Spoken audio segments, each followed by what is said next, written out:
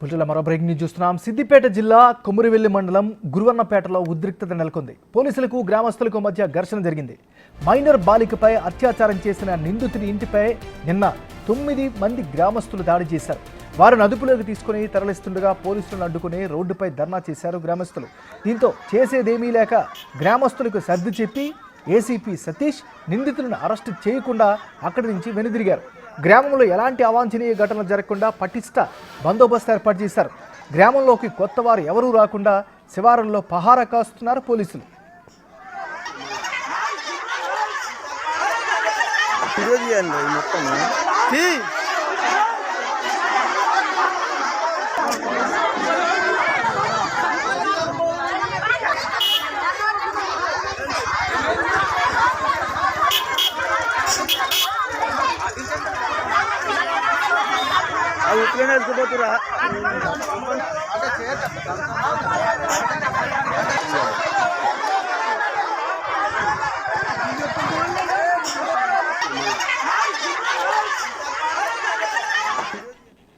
సిద్దిపేట జిల్లా కొమురివెల్లి మండలం గురువర్ణపేటలో ఉద్రిక్తత నెలకొంది. పోలీసులకు గ్రామస్తులకు మధ్య ఘర్షణ జరిగింది.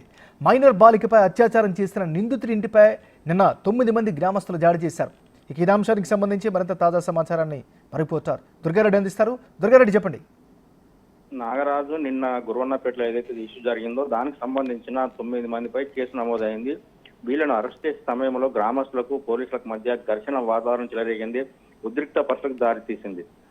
మేము మైనర్ బాలికను అత్యాచారం చేసిన నిందితుడిని అరెస్ట్ చేయాలని చెప్పి నిన్న కోపదృష్టిపై వారిని కొంత ధ్వంసం చేసి అదే విధంగా కారు జేసీబీ ఇతర వాహనాలు ధ్వంసం చేసిన విషయంలో మాత్రము సిద్దిపేటకు సంబంధించిన సిపి ఆధ్వర్యంలో మొత్తం 9 మంది కేసు నమోదైంది.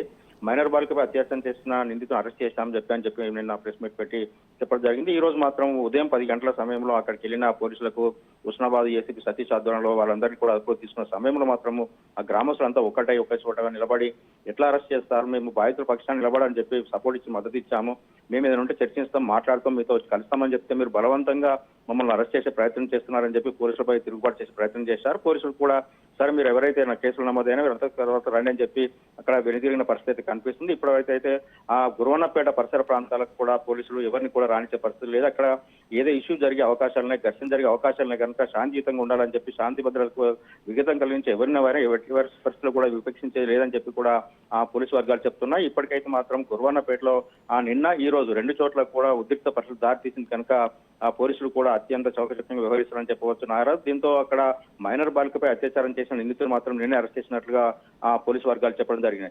దీంతో పాటు ఈ రోజు 9 మందిపై ఎవరైతే కేసు నమోదైందో వాళ్ళని అరెస్ట్ చేసే సమయం మాత్రం కొంత ఘర్షణ వాతావరణం చెలరేగింది గ్రామస్తులకు పోలీసులకు మధ్య. వీటిని కూడా ఆ పరిలో తీసుకొని మాత్రము అక్కడ ఎలాంటి అవాంఛనీయ సంఘటన జరగకుండా భద్రతా చర్యలు మాత్రం కట్టుదిట్టం చేసినట్లు పోలీసు వర్గాలు చెప్తున్నాయి నాగరాజ్.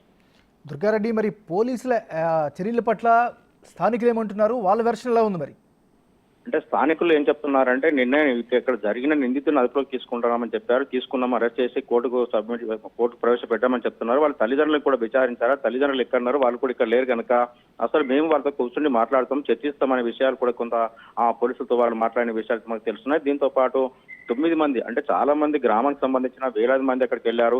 9 మంది మీద కేసు ఎందుకు నమోదు చేశారు, మిగతా వాళ్ళ మీద ఎందుకు కేసు నమోదు చేయలేదు, మేము ధ్వంసం చేసింది ఏముంది, ఒకసారి అక్కడ ఇంటికి వెళ్ళాము కనుక మిగతా వాళ్ళని ఇక్కడ మిగతా వాళ్ళు ఎందుకు కేసు పెట్టలేదు, వాళ్ళపైన కూడా ఆ గ్రామస్తుల పోలీసులతో వాగ్వాదం చేసుకునే విషయమే తెలుస్తుంది. దీంతో ఆ మిగతా వాళ్ళంటే ఎక్కడైతే వీళ్ళు నిన్న జరిగిన పరిణామాలను దృష్టిలో పెట్టుకొని ఎవరెవరైతే ఇన్వాల్వ్ అయ్యారు మెయిన్ ఇంపార్టెంట్ అనే వాళ్ళ మీద మాత్రమే కేసు నమోదైంది, మిగతా వాళ్ళ మీద కేసు నమోదు చేయలేదు.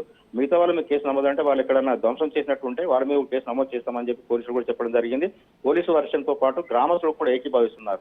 నిన్న ధ్వంసం కోపదృష్టి వెళ్ళినాం చెప్ప ఆ సమయంలో ఘర్షణ జరిగింది వాస్తవమే, కానీ 9 మందే కాదు చాలా మంది గ్రామస్తులు అందరం పాల్గొన్నాం, అందరం ఐక్యతతో ఉంటాము, చేస్తే గ్రామానికి సంబంధించి అందరి మీద కేసు నమోదు చేయండి తప్ప 9 మందిని అరెస్ట్ చేస్తామంటే ఊకుండే పరిస్థితి లేదని చెప్పి పోలీసులు వాళ్ళు తిరుగుబాటు చేసే ప్రయత్నం చేయడం జరిగింది. దీంతో అక్కడ పోలీసులు కూడా సమయం పాటించడం అంటే 9 మందిని అరెస్ట్ చేస్తే మిగతా వాళ్ళంతా అక్కడ ఘర్షణ వాతావరణం తెలియని అవకాశాలను కనుక వారిని కూడా మీరు శాంతియుతంగా మీరు సమయం ఈ రోజా రేపా మీరే పోలీసులకు వచ్చి మీరు ఎవరెవరైతే ఉన్నారు, ఎవరెవరైతే ఏం పాల్గొన్నారో అనే విషయాలు కూడా అక్కడి నుంచి మాకు అందించాలని చెప్పి కూడా అక్కడ నుంచి వెనుదిరిగిన విషయం అయితే మనకు తెలుస్తుంది నాగరాజు.